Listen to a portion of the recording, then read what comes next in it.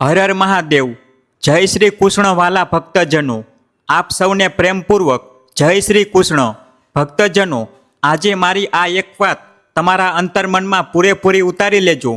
23 August Shravan સુદ પુત્રદા એકાદશીના આ પાવન દિવસે ગૌ માતાના મસ્તક પર આ એક દિવ્ય તિલક લગાવવાનો એવો ગુપ્ત મહા ઉપાય જણાવવા જઈ રહ્યો છું, જે તમારી જન્મો જન્મની દરિદ્રતા, જૂનું મોટું ભારે દેવું, ગંભીર બીમારીઓ અને ઘરના રોજ રોજના કંકાસને એક ઝટકામાં ભસ્મ કરી દેશે।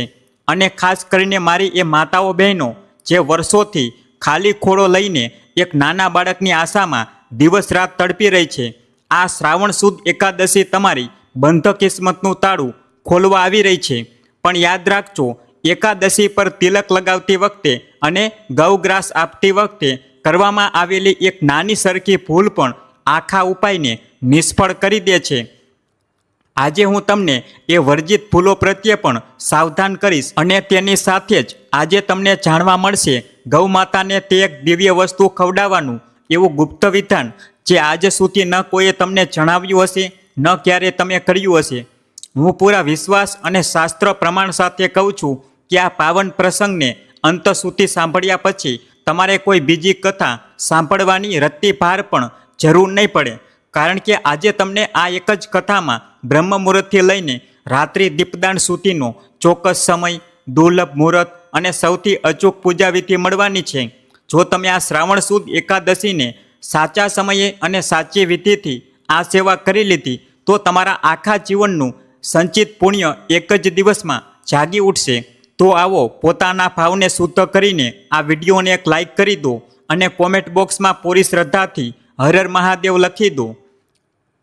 આજની આ પાવન કથાના સોનેરી માર્ગ પર ભક્તજનો, હવે સીધા એ સૌથી મોટા રહસ્ય પર આવીએ છીએ કે આખરે ગૌ માતાના મસ્તક પર કઈ એક ખાસ અને પવિત્ર વસ્તુનું તિલક લાગતા જ બંધ કિસ્મતનું તાળું તરત જ ખુલી જાય છે। મોટાભાગના લોકો આજે સૌથી મોટી ભૂલ કરે છે, બજારમાંથી કોઈ પણ સાદી રોલી કે કેમિકલવાળો રંગ લાવીને ગૌ માતાને લગાવી દે છે, જેનાથી આ ઉપાયનું ફળ મળતું નથી।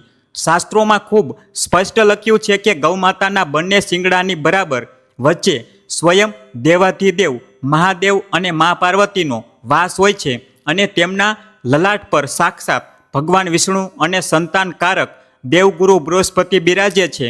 જ્યારે તમે આપણા શાસ્ત્રોમાં બતાવેલી તે એક વિશેષ પવિત્ર અને સાત્વિક વસ્તુનું તિલક ગૌ માતાના મસ્તક પર લગાવો છો તો તે સીધું 33 કોટી દેવી દેવતાઓને સ્પર્શ કરે છે। આ તિલક લાગતા જ 3 મોટા ચમત્કાર થાય છે। પહેલું, દેવું અને કંગાળીમાંથી મુક્તિ। માથા પર ભલે ગમે તેટલું જૂનું અને ભારે દેવું કેમ ન હોય, ઘરમાં ધનની બરકત તરત જ શરૂ થઈ જાય છે। બીજું, સૂનો ખોળો ભરવાનો યોગ। જે માતાઓ બહેનોને ખોળો વર્ષોથી સૂનો છે, તેમની કુંડળીનો ગુરુદોષ અને પિતૃદોષ તે જ ક્ષણે કપાવા લાગે છે। ત્રીજું, બીમારીઓ અને ગૃહ કલેશ ભસ્મ। ઘરમાં જે અવારનવાર દવાઓનો ભારે ખર્ચ અને અશાંતિ રહે છે તે પૂરી રીતે શાંત થઈ જાય છે। હવે સવાલ એ ઉઠે છે કે તે એક દિવ્ય અને ચમત્કારી વસ્તુ આખરે છે શું?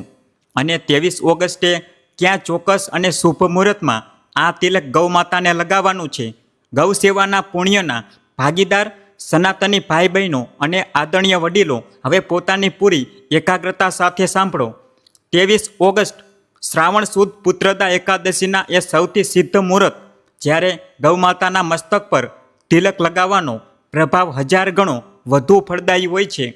વૈદિક પંચાંગ અનુસાર 23 ઓગસ્ટે શ્રાવણ સુદ પુત્રદા એકાદશીના પાવન દિવસ પર એક ખૂબ જ દુર્લભ અને મંગળકારી સંયોગ બની રહ્યો છે। પ્રીતિ યોગનો શુભારંભ સવારે 6:13 વાગ્યે પ્રીતિ યોગ શરૂ થઈ રહ્યો છે। જ્યોતિષમાં આ યોગ પ્રેમ, વાત્સલ્ય, પારિવારિક શાંતિ અને સંતાન સુખના સંકલ્પ માટે સૌથી ઉત્તમ માનવામાં આવ્યો છે। મહાઅમૃત અને પૂજા મુહૂર્ત, ગૌ માતાના પૂજન, દિવ્ય તિલક લગાવવા અને ગૌગ્રાસ અર્પણ કરવાનો સૌથી શક્તિશાળી સમય સવારે 6:15 થી બપોરે 12:45 વચ્ચે રહેશે। અભિજીત મુહૂર્ત બપોરે 12:01 થી 12:52 વચ્ચે અભિજીત મુહૂર્ત રહેશે, જે દેવા મુક્તિ અને મોટા આર્થિક સંકટોને કાપવા માટે અમોત માનવામાં આવે છે. શાસ્ત્રોમાં કહેવાયું છે કે સાચા સમયે કરવામાં આવેલું નાનું સરખું કર્મ પણ મહાપુણ્યમાં બદલાઈ જાય છે, જ્યારે ખોટા સમયે કરવામાં આવેલી પૂજાનું પૂરું ફળ મળી શકતું નથી. પરંતુ મુહૂર્તનો સમય જાણ્યા પછી હવે એ બે સૌથી ભયંકર ભૂલો વિશે જાણવું ખૂબ જ જરૂરી છે, જે અવારનવાર લોકો એકાદશીના દિવસે ગૌ સેવા કરતી વખતે અજાણતા કરી બેસે છે અને તેમનું બધું પુણ્ય નિષ્ફળ થઈ જાય છે. શ્રી હરિનારાયણના અનન્ય ઉપાસકો અને કુળની રક્ષા કરવાવાળી દેવીઓ હવે પોતાની આંખો અને કાન ખોલીને એ બે વર્જિત ભૂલોને સમજી લો. જો એકાદશીના દિવસે ભૂલથી પણ થઈ જાય તો પૂજાનું બધું પુણ્ય તે જ ક્ષણે ક્ષીણ થઈ જાય છે. પહેલી સૌથી મોટી ભૂલ, એકાદશીના દિવસે ચોખા, અક્ષત કે વાસી ભોજનનો પ્રયોગ કરવો. અવારનવાર લોકો તિલક લગાવતી વખતે તેમાં ચોખાના દાણા ભેળવી દે છે અથવા ગૌમાતાને ખવડાવવા માટે વાસી રોટલી કે વધેલું ભોજન આપી દે છે. શાસ્ત્રોમાં એકાદશીના દિવસે ચોખાનો સ્પર્શ અને ઉપયોગ પૂરી રીતે વર્જિત બતાવવામાં આવ્યો છે. એકાદશી પર ચોખાનો એક દાણો પણ ગૌમાતાના તિલકમાં ન હોવો જોઈએ અને ગૌગ્રાસ હંમેશા તાજો, શુદ્ધ અને સાત્વિક જ હોવો જોઈએ. બીજી ભયંકર ભૂલ, ખોટી આંગળીથી તિલક લગાવવું અને એઠા હાથે સ્પર્શ કરવો.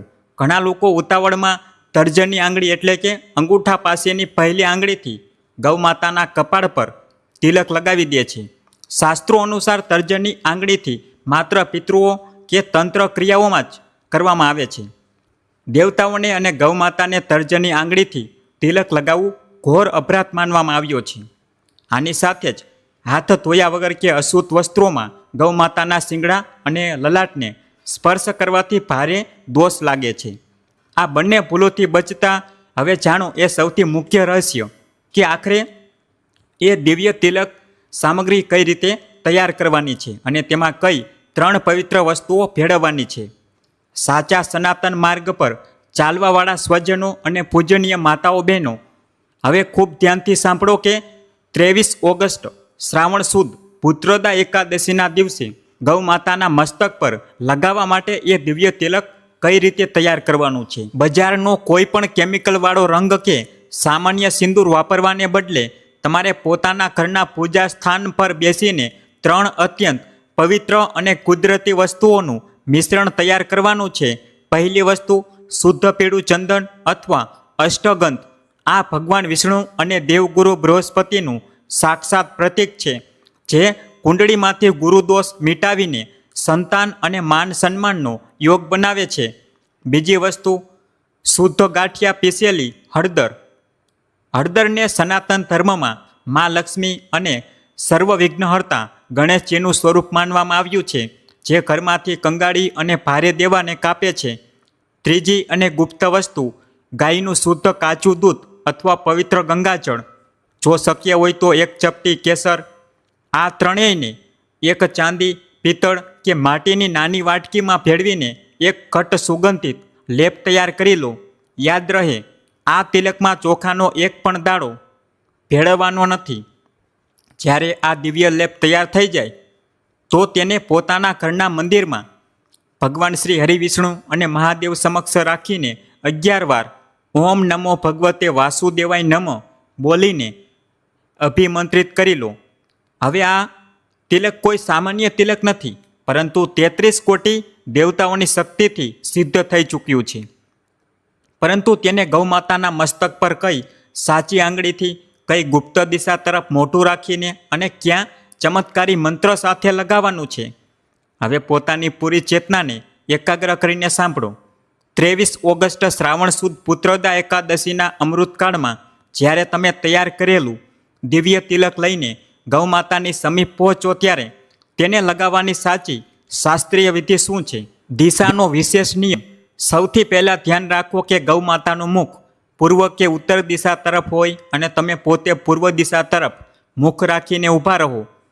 પૂર્વ દિશા દેવશક્તિઓ અને સકારાત્મક ઉર્જાના પ્રવાહની દિશા માનવામાં આવે છે. આંગળીનો અચૂક નિયમ. શાસ્ત્રોમાં સ્પષ્ટ વિધાન છે કે દેવતાઓને અને ગૌમાતાને તિલક લગાવવા માટે માત્ર 2 જ આંગળીઓનો પ્રયોગ કરવામાં આવે છે. અનામિકા આંગળી. જો તમે સંતાન પ્રાપ્તિ, માનસિક શાંતિ, ઘરની સુખ સમૃદ્ધિ અને પારિવારિક કલેશ મિટાવવા માટે આ ઉપાય કરી રહ્યા હો તો પોતાના જમણા હાથની અનામિકા એટલે કે ત્રીજી આંગળીથી તિલક લગાવો. જમણા હાથનો અંગૂઠો જો તમારો મુખ્ય સંકલ્પ ભારે દેવામાંથી મુક્તિ, વેપારમાં અડચણો, કંગાળી દૂર કરવાનો અને માન સન્માન મેળવવાનો છે તો જમણા હાથના અંગૂઠાથી તિલક લગાવો. લગાવવાની સાચી વિધિ: પોતાના ભાવને પૂરી રીતે સાત્વિક રાખીને તે દિવ્ય લેપને પોતાની આંગળી કે અંગૂઠા પર લો. ત્યારબાદ ગૌ માતાના બંને શિંગડાના બરાબર મધ્ય ભાગથી શરૂ કરતા નીચે લલાટ કપાળના કેન્દ્ર સુધી એક સુંદર સીધું તિલક ઉપરની તરફ લગાવો.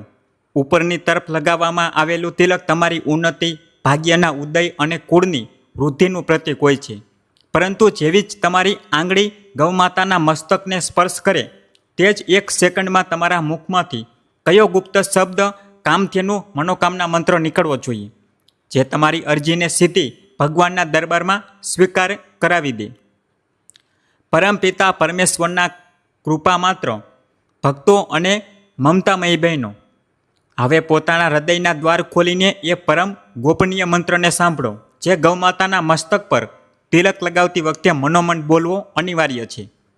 જેવી જ તમારી આંગળી ગૌમાતાના લલાટને સ્પર્શ કરે પોતાની આંખો બંધ કરીને અતૂટ વિશ્વાસ સાથે આ સિદ્ધ કામધેનુ મંત્રનો 3 કે 7 વાર ઉચ્ચારણ કરો. સુરભ્ય નમ, કામધૈન્ય નમ, સર્વદેવમયી ગૌમાતા પ્રસન્નો ભવ. જો તમને આ સંસ્કૃત મંત્ર યાદ ન રહે તો પોતાની ભાષામાં શુદ્ધ ભાવથી માત્ર એટલું કહો: હે કામધેનુ સ્વરૂપ ગૌમાતા, મારા કુળના સમસ્ત પિતૃદોષ, દરિદ્રતા અને સંકટ હરી લો અને મારી સૂની જોડીને ભરી દો. મંત્ર બોલ્યાના તરત બાદ પોતાના બંને હાથની હથેળીઓથી ગૌમાતાના બંને શિંગડાના મૂળ ભાગને ખૂબ જ કોમળ અને વાત્સલ્ય ભાવથી સ્પર્શ કરો. શાસ્ત્રોમાં વર્ણન આવે છે કે ગૌમાતાના શિંગડાના મૂળમાં સ્વયં ભગવાન શિવ અને માતા પાર્વતીનો સાક્ષાત નિવાસ હોય છે.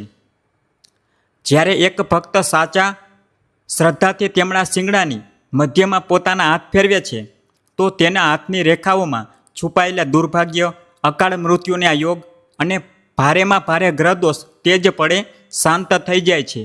વિશેષ કરીને જે માતાઓ સંતાન સુખ ઈચ્છે છે તેઓ પોતાના બંને હાથ ગૌમાતાના મસ્તક પર રાખીને મનોમન બાલ ગોપાલના સ્વરૂપનું ધ્યાન કરે.